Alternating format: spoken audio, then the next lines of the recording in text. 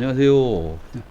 세상에서 가장 자유로운 TV, 이런 TV에 영화 소개하고 영화 얘기를 하는 첫 코너, 시네마 까먹는 소리의 최공재 인사드리겠습니다. 반갑습니다. 그리고 옆에는 본인 소개를 좀 해주시죠. 아니, 얼굴 안 나오게 하는 것은 제가 나중에 설명을 드릴 텐데, 목소리는 괜찮지 않나요? 소개를 좀 하시죠. 목소리가 안 되고, 뭐, 목소리가 좀 특이해요. 사람들이 막 목소리만 딱 누군지 알아요? 오케이. 알겠습니다. 봉투맨. 봉다리, 봉다리. 잠깐만. 봉다리? 봉다리? 예. 일명 제 본명을 이제 알려드릴 수가 없으니까 본인이 원하니까 봉다리라고 일단 이름을 짓고요. 봉다리 씨가 얼굴을 벗지 못하는 이유는 영화 이야기를 통하면서 천천히 풀어가도록 하겠습니다. 어, 우리나라에서 영화가 차지하는, 그 다음에 문화 산업적으로 대중들이 아주 쉽게 보여줄 때는 영화를 가장 많이 보죠. 문화상황에서는. 일단 가격대처럼 하고 데이트 코스로서 집 앞에 언제든지 나가서 볼 수 있고, 그 정도로 한국의 문화 산업은 외형적으로는 굉장히 발달한 것처럼 보입니다.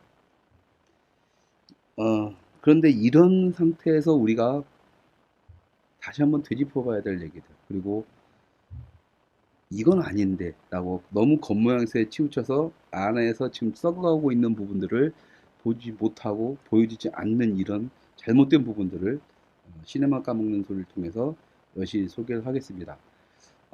기존에 시네마 까먹는 소리 시즌 1, 2 칼럼을 보시면서 어, 좀 나름의 저의 스타일을 아시는 분들은 이 코너 인터넷 방송의 어떤 그런 걸 보시면서 좀 기대감을 있으실지 모르겠는데요.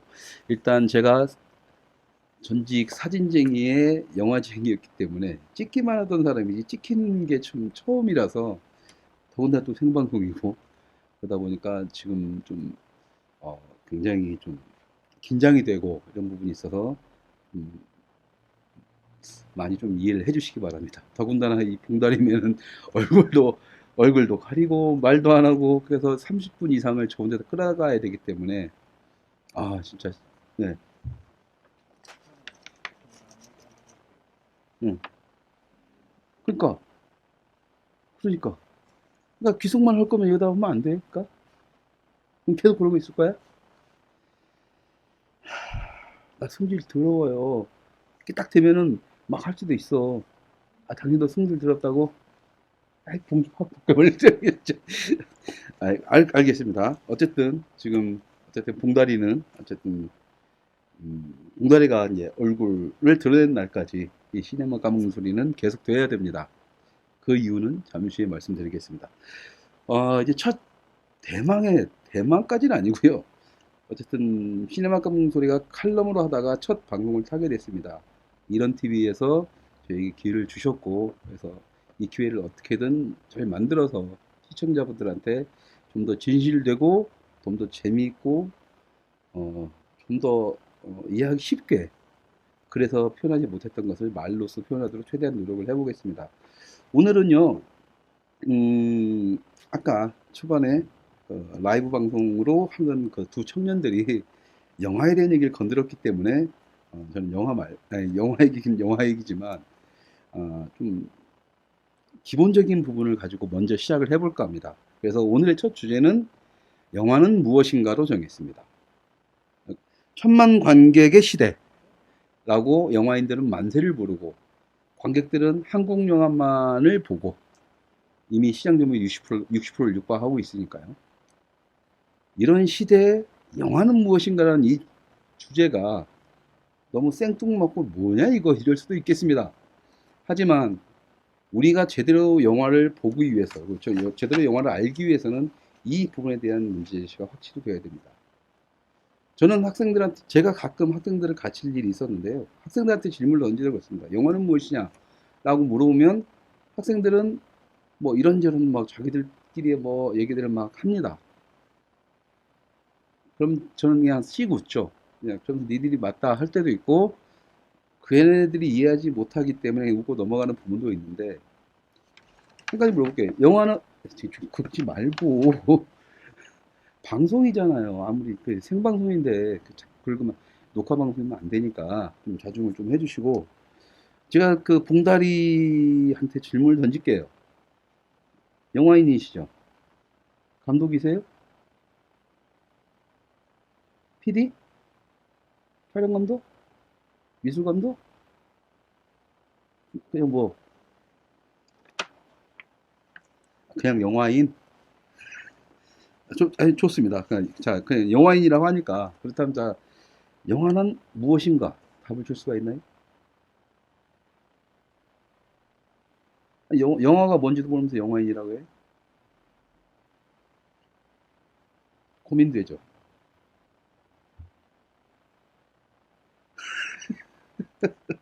네, 이렇습니다.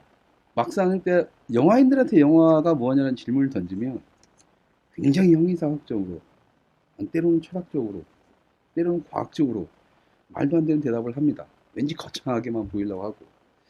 근데 제가 여기서 말하는 영화란 무엇인가라는 질문은 그런 거창한 그런 질문 따위가 아닙니다. 단지 사소하게 처음부터 시작돼야 될 그 부분입니다. 그래서 사람들이 저한테 그럼 너는 영화가 뭐냐? 라고 물어보면 저는 그렇습니다.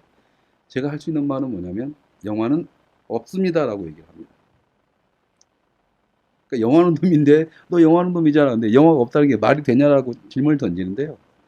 저는 그때도 변함없이 영화는 없다라고 하고 지금도 영화는 없다라고 합니다. 제가 영화가 없다라고 하는 얘기는 딱 두 가지 이유가 있는데요. 첫 번째는 일단 단어의 문제입니다. 영화라는 단어. 지금 사람들은 무의식적으로 이 영화라는 단어가 뭔지를 모르기 때문에 영화를 한다는 이 영화인조차도 봉지를 쓰고 있지만 이 영화인조차도 영화란 무엇인가에 대한 답을 쉽게 내리질 못하고 있고 다른 영화인들한테 질문을 던져도 굉장히 뭐 철학적이고 막뭐 뜬구름 잡는 얘기만 나오는 겁니다. 자, 그렇다면 일단 단어적인 의미로서 영화를 판단해 보겠습니다. 영화라는 단어는 일제시대 때, 우리나라 영화는 일제시대 때 일본을 통해서 들어왔습니다. 그리고 또 초창기 때는 일본 영화를 그대로 베끼는 걸로 옷부터 세트부터까지 해가지고 그대로 똑같이 찍어내는 방식으로 해서 영화가 시작이 됐죠. 한국의 영화는. 그때 들어온 말이 영화입니다. 영화. 영화는 일본어입니다. 중국에서는 전영이라는 말을 씁니다. 전기 그림자라는 뜻이죠. 전기로 가는 그림자. 그렇다면 또 이렇게 줄을 던지겠죠. 아니 뭐 그 영화 그 단어 한마디 갖고 그러냐. 응? 뭐 네가 무슨 뭐 아무거나 쓰면 되는 거지. 버스 쓰듯이 버스하고 택시를 굳이 한국말로 뭐 쓰려고 하느냐. 동의합니다 저도. 하지만 이거죠. 그러니까 거기에 의미를 담아야 되는 경우라면 그 단어가 없다라는 것은 굉장히 슬픈 얘기입니다. 제가 무슨 뭐라고 하냐 문화 사대주의자도 아니고 그렇다고 해서 막 그 백규환 선생처럼 무조건 한글로 다 바꾸고 싶은 뭐 민족주의자도 아니고 저는 단지 그 단어가 가지는 의미를 형성하기 위해서 지금 이 영화는 없다라고 말을 하는 거고 영화가 무엇냐라고 다시 한번 처음부터 생각을 해야 된다는 거죠. 자, 이렇게 생각을 해볼게요. 자, 영어로 봅시다. 영어로 영화는 뭐라고 하는지 아세요? 사람들은 다 알고 있다고 생각했죠. 본인도 지금까지 영화를 영어로 뭐라고 하는 게 당연히 알고 있는 줄 알았죠. 자, 그렇다면 생각합시다. 자, 당신이 생각하는 영화의 영어적 단어는 뭐예요?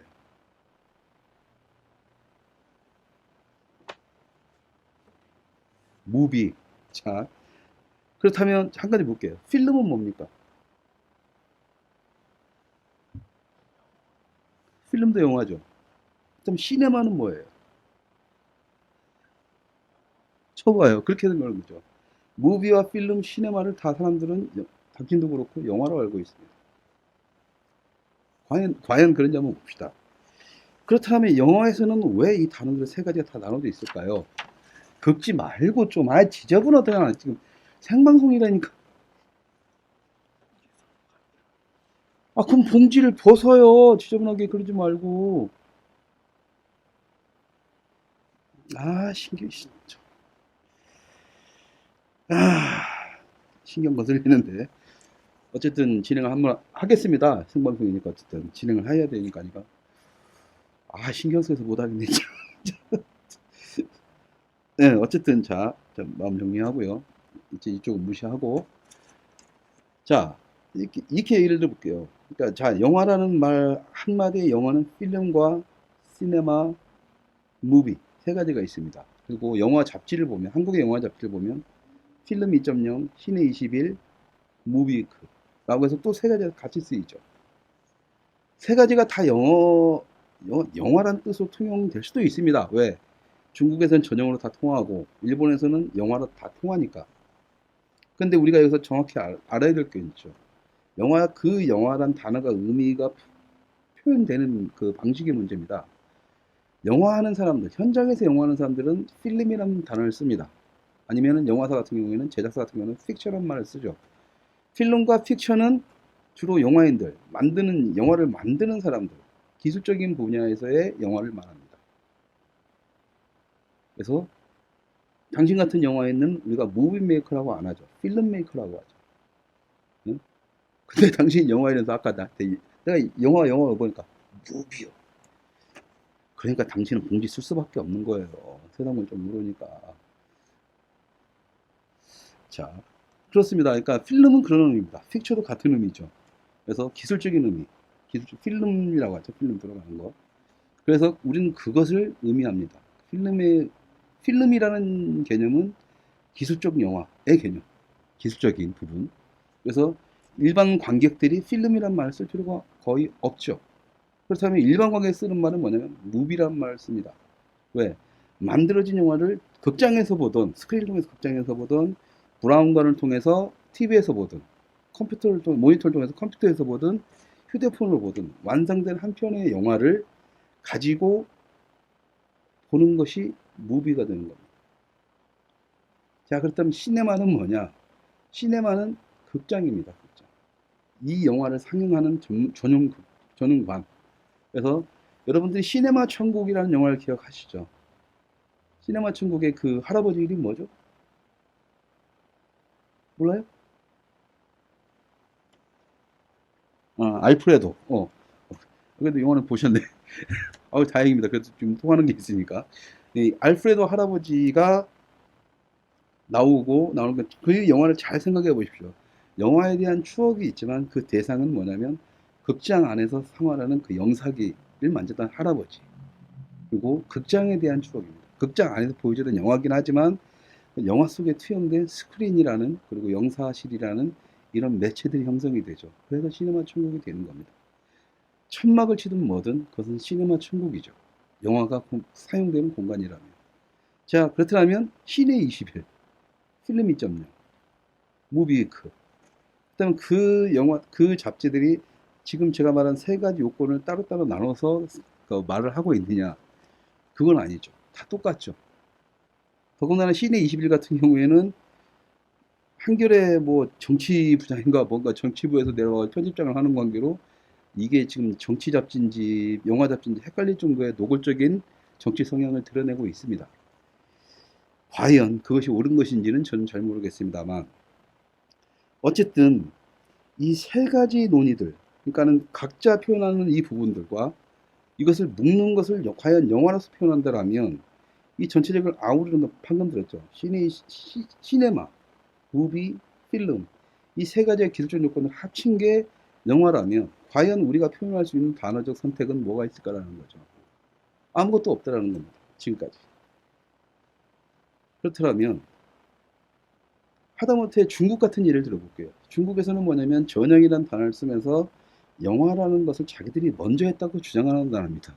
뭐 대동아공영 차원인지는 모르겠지만 어쨌든 거기서 중국에서는 전 세계에서 가장 먼저 영화를 만들었다고 우기면서 전형이라는 단어를 쓴 이유가 그림자.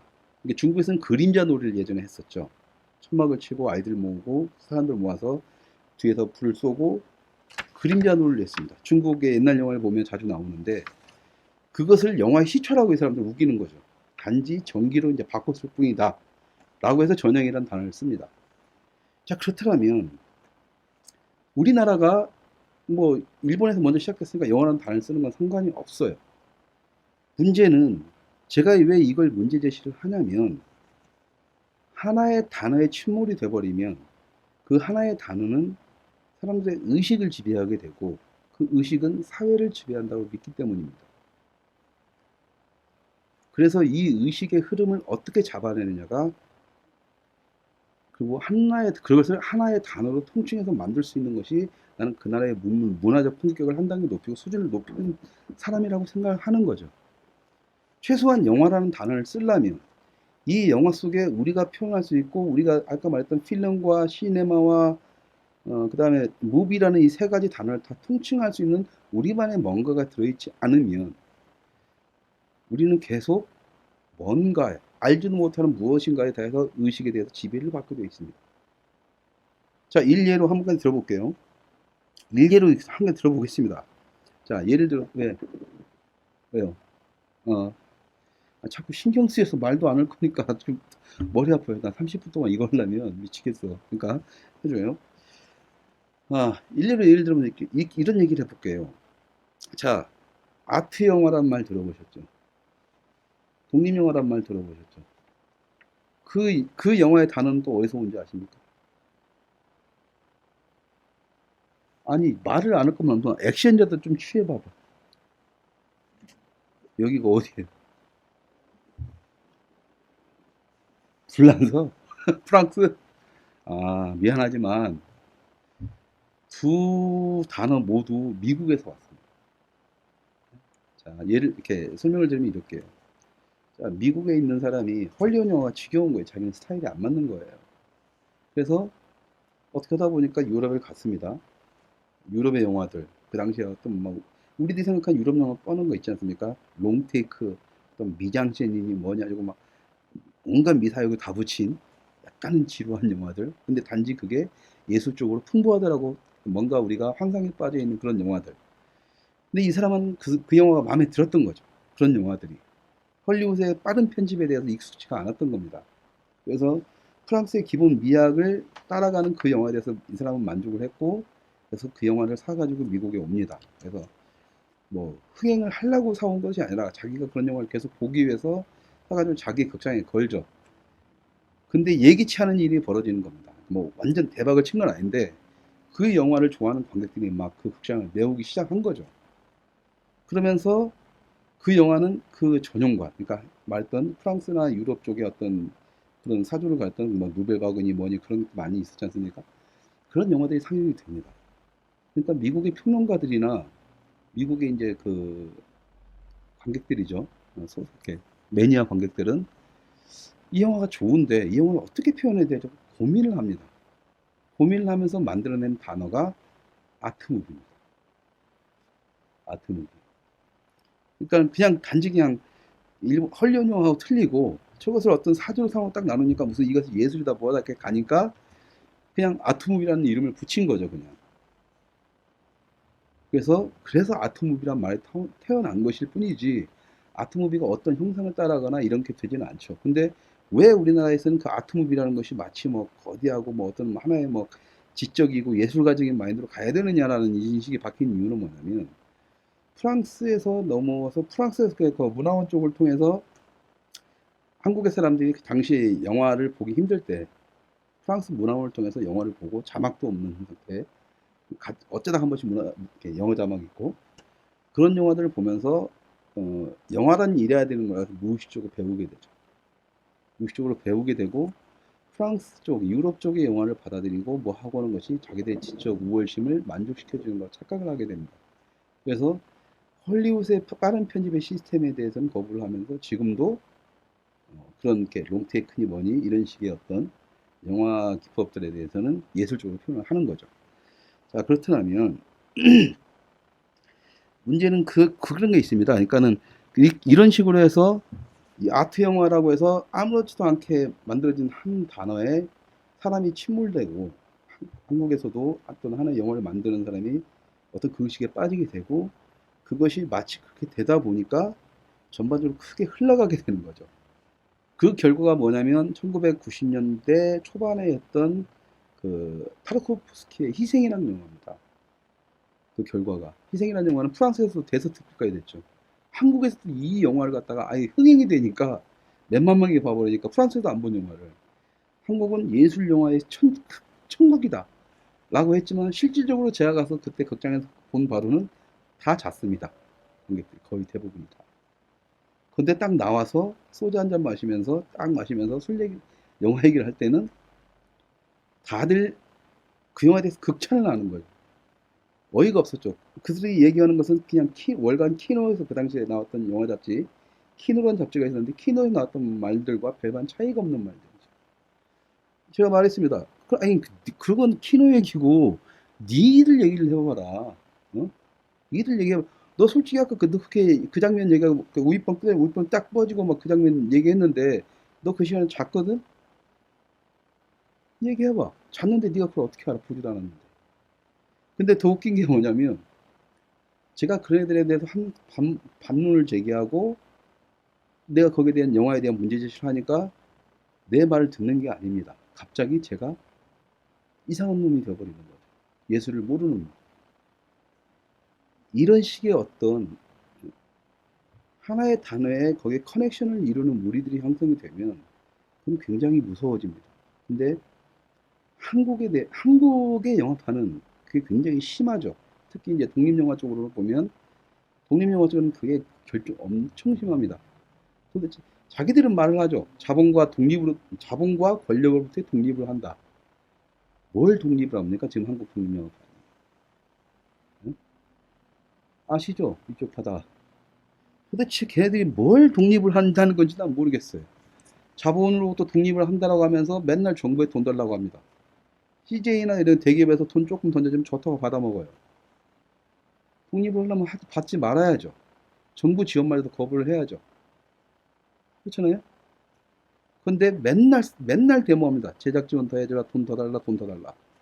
거지 새끼들이지, 그게. 자, 그렇다면 또 봅시다. 그러면 권력으로부터 독립을 얘네들 한다? 도대체 뭔 권력으로부터 독립을 하는지 난 모르겠어요. 자, 1900 김대중 정권에 들어오기 시작할 때, 그 전에 있던 순수한 독립영화 단체가 아닌 새로운 단체가 등록이 됩니다. 판도캠이라는 단체가. 그건 제가 알 수 있죠. 얼마든지 알 수 있습니다. 그건 100% 어떤 의도에서 만들어진 단체였었고, 그리고 그들이 10년 동안, 김대중 노무현 10년 동안 엄청나게 발전을 합니다. 미디어 센터도 수십억짜리 미디어 센터도 자기들이 운영을 하고 있고, 독립영화 전용관도 운영을 하고 있고, 또 그 다음에 그 당시에 지금 광화문에 있었던 문화관광부, 그 안에서도 독립영화 전용관 조그맣게 소극장이 있었고, 그걸 운영하는 명목으로 1년에 1억씩 받아먹었어요. 도대체 뭐로부터 독립을 한 놈들이라고 하는 건지 나는 모르겠어요. 돈 다 받아 처먹어. 그 돈도 자기들이 피땀 흘려 번 돈이 아닙니다. 봉다리 쓴 당신이 낸 세금, 당신 부모가 낸 세금, 내가 낸 세금. 이 걔네들한테 그냥 무작위로 흘러간 거예요. 어? 근데 그런 자본을 공짜로 치우려면 뭐하고 결탁이 되면 권력하고 결탁이 되어야 됩니다. 그놈들은 말합니다. 자기들은 떳떳하게 어떤 뭐 해가지고 준비과정 뭐 하고 했다. 그럼 뭐예요? 그 당시에 자기들을 커버할 수 있고 자기들의 반론 제기할 수 있는 얘기를 가진 단체가 하나도 없는데. 네? 자, 그렇다면 그거 다 그냥 뭐 그 당시에 음모로 넘어간다 쳐요. 음모로는 개뿔 아니지만. 얼마 전에, 작년이죠. 1년 전에. 1년 전에 그러니까는 그 사람들이 그동안 모아놓은 뭔 돈이 이렇게 많아서 이렇게 모았는지 모르겠지만, 그 돈으로 해서 민간 독립영화 전용관을 오픈을 했어요. 인디스페이스라는. 그것도 제가 운영하는 독립영화 전용관 그 자리에 나보고 약올라라 하면서 했더라고요. 똑같은 자리에다가. 웃긴 게 뭐냐면 걔네들 가지고 그 극장 개관식 때 민주당하고 민주당 국회의원들이 40명 정도가 왔다고 합니다. 그러니까 새누리당만 제외하고는 다 온 거죠. 거의 다.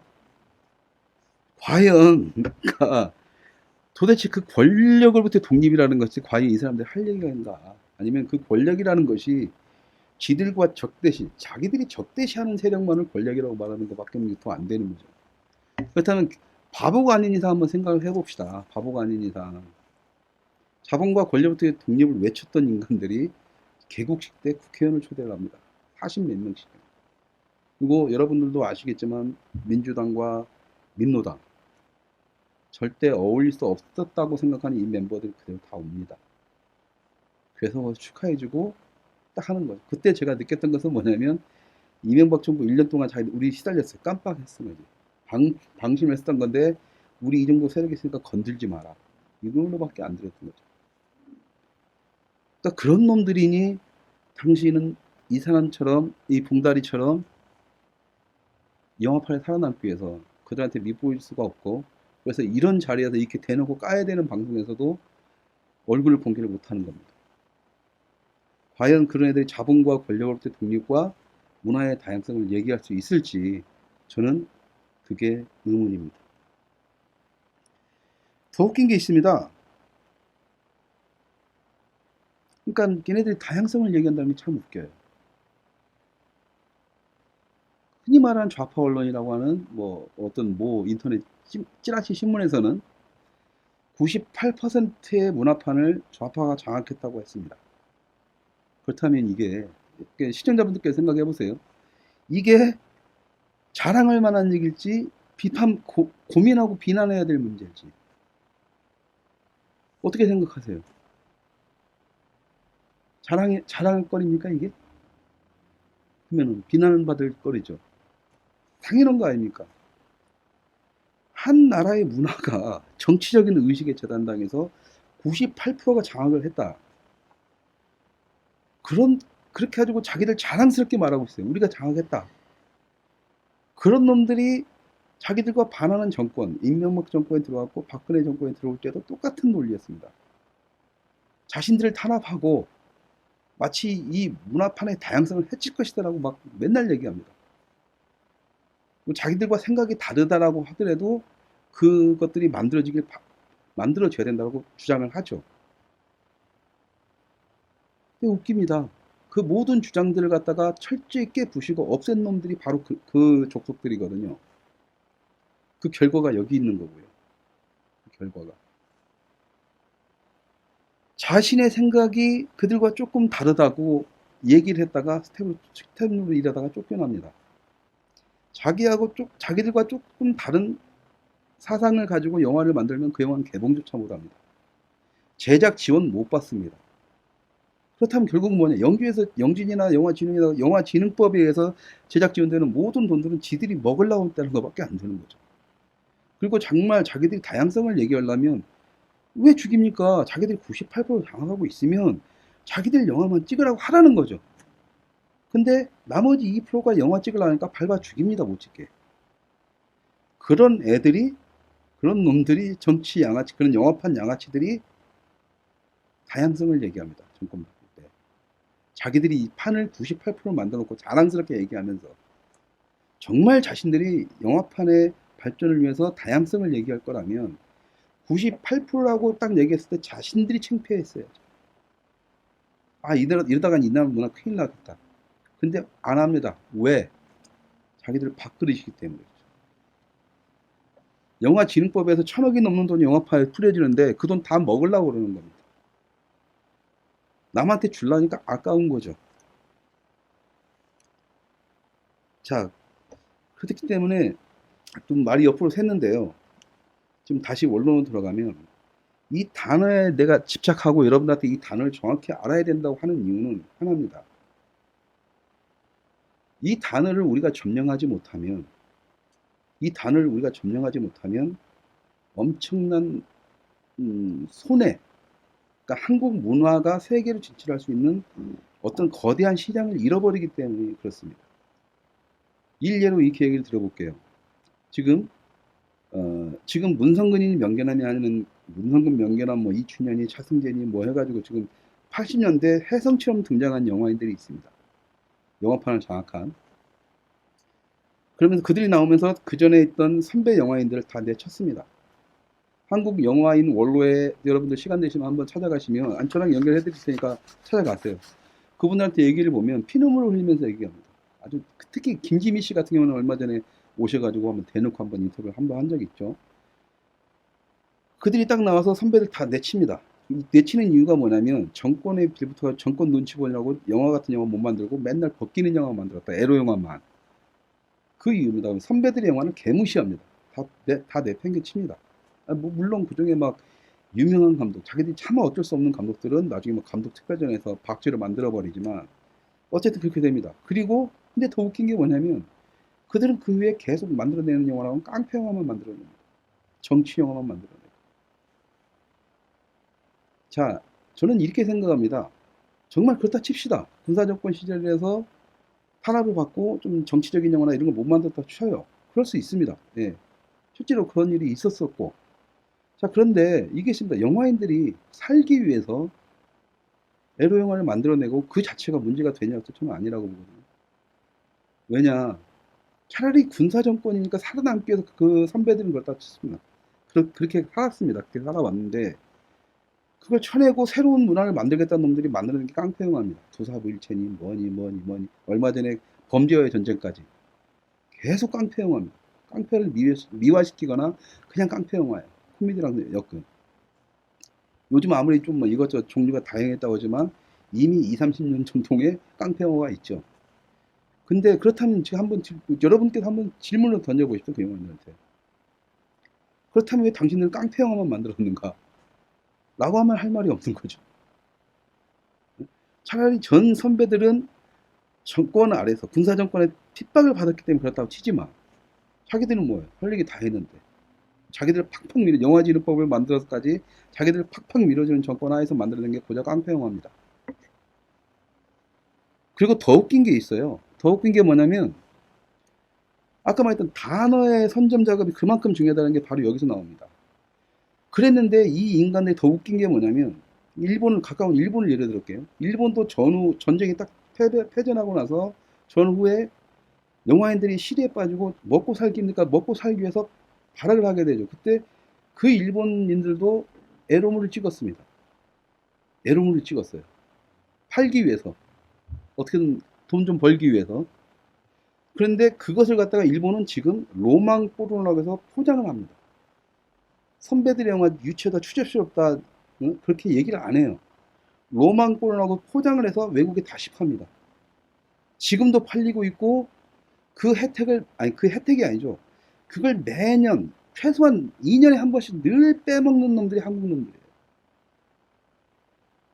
그런 놈들이 한국의 80년대, 70년대 에로 영화에 대해서는 추접스러운 영화라고 버립니다. 그게 웃기다는 거죠. 근데 그게 뭐냐면 그것도 하나의 단어에 또 잠식되어 있는 겁니다. 일본은 말 그대로 아무것도 아닌 말 그대로 그냥 에로물입니다. 굉장히 좀 진한 한국 영화보다 훨씬 강한 에로물이죠. 성기도 나오고 막 그러니까. 그런데도 그걸 로망 포르노라고 표현해서 세계에 팝니다. 영화의 한 장르로 사조로 만들어 버려요. 그 당시엔 그랬고 그러면서 그 사조를 공부하면서 새로운 스타 배우나 스타 감독들이 형성이 됩니다. 그 다시 그걸 또 팔아먹어요. 특별전을 만들어서. 그런데 왜 우리나라에서만 그렇게 하는 놈들이 왜 우리나라에서는 이런 걸 안 하냐라면 내가 왜 단어를 빨리 만들어야 된다고 하냐면 영화라는 단어를 버리고 만들어야 된다고 한다면 답은 하나입니다. 우리가 뭔가를 만들어내고 그 단어를 하나 만들려고 하면은 그 단어 자체가 가지는 로망포노처럼 가지는 파워가 생기는 겁니다. 그게 바로 한국 영화가 세계로 나아갈 수 있는 상품명이 되는 거죠. 그러니까 이겁니다. 그러니까 그 로망 포로가 해외 파는 것처럼, 그러니까 이 영화라는 것은 자기들 스스로가 만들어낼 수 있는 단어, 아니면 시청자 여러분들께서 만들어질 수 있는 단어, 깍두기 무비니, 김치 무비니, 비빔밥 무비니, 뭐 상관없습니다. 해외에서 팔러 나갈 때, 세일링을 하러 나갈 때, 이게 뭔 영화냐, 코리안 무비, 이렇게 안 된다라는 거죠. 차라리 박찬욱 무비니, 봉준호 무비는 돼도, 코리안 무비는 다 한국 영화지. K-팝하고 비슷한 겁니다. 어떤 단어가 형성이 돼야 된다는 겁니다. 단어가. 그래서 그 단어가 있으면 팔립니다. 왜? 어떤 상품 효과는 되니까. 그냥 한국 영화 특별전. 뭘 특별전인데. 단어가 없습니다. 그냥 일본 로망 포르노 특별전 하면 딱 그림이 그려지죠. 바로 그걸 만들어야 된다는 거거든요. 그러니까 영화를 그냥 써도 됩니다. 영화란 단어를 그냥 써도 되고 시네마든 필름 점령이든 뭐든 그냥 써도 되는데 문제는 이런 의식 자체가 영화인들 스스로가 다 철저히 뭉개버렸다는 거죠. 그러다 보니까 어떤 결과가 일어나요. 지금 현재 대부분의 관객들은 천만 관객 시대에 관객들 스스로가 좋은 영화, 재밌는 영화 선택해서 본다라고 착각에 빠져 있다는 겁니다. 본인들은. 근데 잘 생각해 보세요. 아까 말했던 것처럼 98%가 장악 상태에서 다른 영화들이 만들어지지 못하면 자기들의 영화만 만들어지게 되는 거고요. 그렇게 해서 하나의 문화 권력을 형성하면 얘네들이 할 수 있는 건 뭐냐면 우리들이 딱 자기들 영화를 딱 던져놓고 볼람 보고 말라면 말아가 됩니다. 그러면 그 영화가 아무리 후져요? 그러면 그걸 그 후진 영화라도 기어이 보게 하기 위해서 주위에 서비스 여건들을 만들어내게 되죠. 굉장히 산업적으로. 그런 놈들이 자본과 검열로부터의 자유를 외치고 독립을 외치고 그런 놈들이 다양성을 외칩니다. 관객은 아무것도 모르고 그냥 자기가 판단해서 간다라고 하지만 시청자 여러분들이나 지금 이걸 나중에라도 보실 관객들은 한번 생각을 해보십시오. 여러분들이 극장에 갈 때 내가 어떤 영화를 보고 싶어서 가는지 최소한 90년대 이전에는 내가 어떤 영화를 보겠다고 가지만 지금은 재미있는 영화 보러 간다라고 해요. 그냥 가서 사람들 많이 보는 영화, 많이 걸리는 영화를 보게 됩니다. 그러면서 자연스럽게 그 98%가 장악한 의식에 지배당하게 되는 거고 그러면서 자기는 자기 생각이라고 하지만 결과적으로는 누군가에서 이미 세뇌되고 영화를 통해서 교육돼 버린 박제화되어 버린 의식 상태에서 관객은 빠지게 되는 거죠.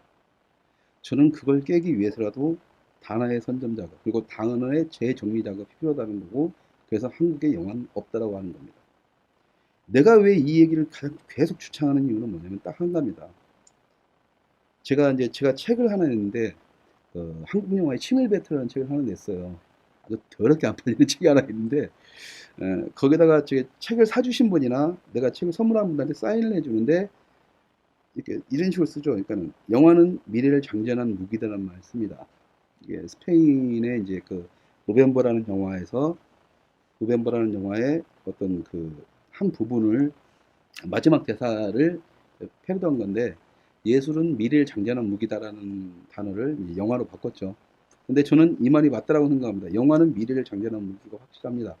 왜 그러냐면 아까 말씀드린 것처럼 하나의 영화가 끼치는 파급력은 굉장히 크고요.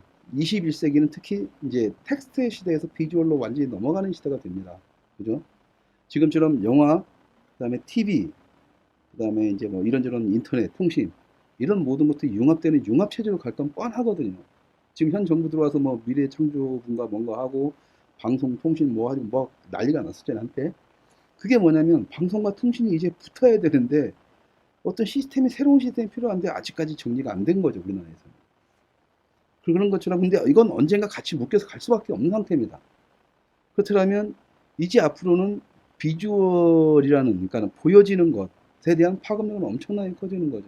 당연히 거기에 대해서는 가장 상위에 존재하는 것은 영화인 건 확실하고 그렇다면 영화를 우리가 어떻게 표현하고 어떻게 만들어내고 세계에 어떻게 보여주느냐에 따라서 세계 시장을 장악할 수도 있고 정말 다양한 영화들을 만들어질 수도 있고 우리 젊은 청년들이 앞으로 지금 영화를 만들어낼 예비 영화인들 그다음에 우리 어린 친구들이 자기의 꿈을 어디다 맞출지가 그림이 그려지는데 이것이 지금 이 상태로만 가고 우리가 이 영화를 해야 되니까 막연한 생각만 있고 그냥 남이 심어놓은 의식에 지배당해 있으면 세계가 바보는 아니죠. 세계 시장에서 나가서 살아남기는 100% 어렵다. 그렇다면 21세기 문화전쟁 시대에 과연 한국은 살아남을 수 있을까라고 했을 때 걱정이 앞서는 거죠. 그래서 저는 앞으로 이 방송을 통해서 그 단어의 선점 작업의 개념에서 다시 시작하고자 합니다. 그래서 일단은 오늘은 영화란 무엇인가에 대해서 시청자 여러분들께서 기존에 알고 있던 영화에 대한 관점을 버리시고 한번 새로운 단어를 한번 만들어 보시자고요. 아니면 영화라는 개념을 그냥 그대로 받아들이고 대신에 앞이나 뒤에 다른 단어를 한번 붙여보자는 거죠. 그러니까 그러다 보면 좀 영화에 대한 해박한 지식이 있어야 되는데 지금은 좀 그런 게 좀 덜하지만 어쨌든 그렇다면 창작자들이 좀 더 고민을 많이 해야 된다는 거죠. 봉다리 같은 경우도 지금 그 자신이 추구하고 있는 영화를 한 단어로 표현할 수 있어요? 없죠. 그 문제가 그겁니다. 내가 내 영화를 표현할 때 내가 찍고자 하는 영화가 뭐다라고 얘기할 수 없다라는 게 지금 한국 영화의 현실이죠. 그게 슬프다는 겁니다. 저는 그게 슬프다는 거고, 그래서 그런 것들이 나아지기 위해서, 그리고 그런 것들이 나아지기 위해서 영화인들 스스로가 좀 노력을 많이 해야 되고요. 저희 시네마 까먹는 소리는 이런 부분들, 영화인들이 좀 정신 차려야 될 부분들과 또 관객들한테 호소하는 부분이에요. 여러분, 시청자 여러분들께 호소를 하게 될 겁니다. 아마. 이렇습니다. 만약에 우리 영화인들이 정신을 못 차리면 시청자 여러분들이 뭐라고 하십시오. 라고 난 부탁을 드리고 싶습니다. 정말 다양한 영화를 만들기 위해서는 시청자 여러분들, 관객들의 요구가 있어야 됩니다. 그래야 98% 문화 권력도 할 말이 없습니다. 왜? 관객이 보고 싶다는데, 영화를 완성시키는 최종 대상은 관객인데, 관객이 나 이런 영화 보고 싶다는데 안 보여줄 이유가 없는 거죠. 그렇죠? 근데 그 관심은 쟤네들은 철저하게 막을 겁니다. 문화 권력들은. 그렇다면 철저하게 자기 주관적인 생각, 자기의 어떤 객관적인 판단을 가진 자기 사고방식으로 영화를 보고자 하는 사람들이 많아져야 됩니다. 관객은 그렇게 되셔야 됩니다. 지금 현재 한국 영화계 상황이 어떤지 말씀드릴까요? 이 친구 지금 봐도 이 친구 얼굴도 못 내밀고 있고, 지금 얼마 전에 저기 모 영화, 모 영화라고 그냥 깝시다. 그냥 유경수 여사를 다룬 고 유경수 여사를 다룬 퍼스트 레이디 그녀에게라는 영화가 있습니다. 근데 아직 그건 뭐 제작도 못 들어갔고 돈도 투자가 하나도 안 돼서 제작자가 자기 돈 갖고 지금 영화를 진행하고 있는데도 불구하고 그 배급사, 거대 기업 배급사죠. CJ나 롯데나 뭐 이런 데서 이미 뭐 만들지도 않은 영화를 배급을 거절을 당한 상태죠. 그렇다면 방법이 없습니다. 제작자는 뭐냐면 그 극장에서 걸 영화가 없어지니까 만들기가 더 힘들어지는 거죠. 그리고 만들어져야 하나라는 고민에 빠지게 됩니다. 왜? 잘못 만드는 거죠. 만들어지지가 않았다니까? 모르겠어요. 시나리오 보고 판단할 수는 있겠죠. 시나리오 보고 판단할 수는 있겠지만, 왜 하필 그렇다면, 퍼스트 레이드 그렇다 치고, 연평해전 같은 경우도 아직 못 만들어지고, 이제 슛 들어갔다고 하더라고요. 간신히. 그리고 제가 지금 만들려고 했던 그, 북한 인권 관련한, 요독성소 관련한 영화, 북한 인권 관련한 영화인데, 아예 이런 것들 시작을 엄두도 못 내고 있는 상태죠. 그러니까 뭐냐면, 제작은 자기 돈 갖고 어떻게 할 수 있습니다. 만들 수는 있습니다. 근데 문제는 이것을 관객한테 보여주기 위해서는 중간에 배급이라는 망이 있어요. 일반 시청자분들은 유통이라고 생각하시면 편한데, 유통망이. 이 유통망이 없는 겁니다. 유통망이 없으면 제주도에 있는 감귤도 서울에 있는 사람들이 못 사 먹잖아요. 똑같은 거예요. 우리가 영화를 만들어 봤자 극장에 걸 수 있는 방법을 차단시켜 버리면 관객들이 볼 수가 없는 겁니다. 근데 영화가 만들었다는 소식이 들리면 관객들이 이 영화가 극장에 걸릴 수 있는 방법은 딱 하나예요. 여러분들이 이 영화를 보고 싶다. 극장에 걸어달라고 요구를 하셔야 된다는 겁니다. 그러면 이렇게 생각할 수도 있죠. 극장 쪽에서는 그 대금망이라든가 제작 쪽에서 영화판에 어떤 권력을 쥐고 있는 문화 권력이 눈치 보여서 그동안 못 해준 거죠. 배급을. 극장에 걸어주지 못했는데 관객들이 요구하면 이 극장 쪽에서는 핑계거리가 되겠죠. 나도 안 걸어주려고 했는데 이렇게 요구를 하는데 어떻게 하냐. 일단 한 관을 걸어주겠다. 바로 그겁니다. 거기서부터 하나씩 관객들을 만나게 되고 관객들의 평가가 받는다는 거죠. 일단 당연하지. 영화 못 만들었으면 관객이 버리죠. 이제 그때는. 근데 중요한 것은 영화라는 것은 평론가들이나 극장에 배급하는 놈들이 판단할 문제가 아니라는 거예요. 이 작품의 완성도에 대해서는. 이 작품을 보고 완성이 되니 마니에 대한 문제, 그 다음에 이것의 작품성을 따질 문제는 관객이 판단하면 되는 겁니다. 관객이. 시청자 여러분이 판단하면 되는 거지. 여러분들이 보고 싶다는 의지하고는 전혀 상관없이 문화 권력이라든가 배급망이라든가 뭐 이런 쪽에서 자기들의 입맛에 맞게 골라진 영화를 갖다가 자기들이 결정할 문제는 아니라는 거죠.